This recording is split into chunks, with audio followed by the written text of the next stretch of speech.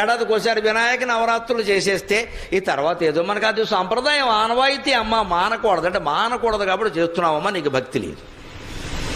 ఈ మొత్తం ఆనవాయితీ సంప్రదాయం మానకూడదు, ఈ భయము కానీ ప్రలోభం కానీ పనికిరాదండి. వినాయక నవరాత్రుల తర్వాత మళ్ళీ మీకు 10 రోజులు కాకుండా దసరా నవరాత్రులు వచ్చేస్తున్నాయి. ఇక్కడ 9 రోజులు చేశాం వినాయకుడికి, తర్వాత వాళ్ళ అమ్మగారు వస్తుంది, మా అబ్బాయికి 9 రోజులు చేశారు, నా సంగతి ఏమిటంటుంది, నీకు 10 రోజులు చేస్తామమ్మా, 1 రోజు ఎక్కువ అంట. తర్వాత వాళ్ళ ఆయన వస్తాడు శివుడు, మా ఆవిడికి 10 రోజులు చేశారు, మా అబ్బాయికి 9 రోజులు చేశారు, మొత్తం వీళ్ళందరినీ పోషిస్తున్నది నేను, బెచ్చవెత్తు కూడా పోషిస్తున్నాను, నా సంగతి ఏమిటంట, నీకు కార్తీక మాసం ఎలాంతా చేస్తానైనా కోప్పడకంట. తర్వాత వాళ్ళ మేనమా వస్తాడు, మరి శివుడు పార్టీ అయితే కేశవుడు పార్టీ, మరి మాకేం లేదా అంటాడు ఆయన. అప్పుడు మార్గశిర మాసం అంతా నెలంతా ధనుర్మాసం ఆయనకే చేస్తాము మనం.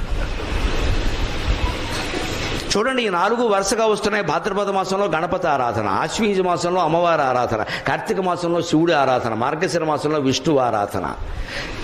మొత్తం 4 నెలలు ఆరాధన మయం చేస్తున్నామంటే హిందూ ధర్మంలో ఈ 4 చాలా విశిష్టమైన మాసం.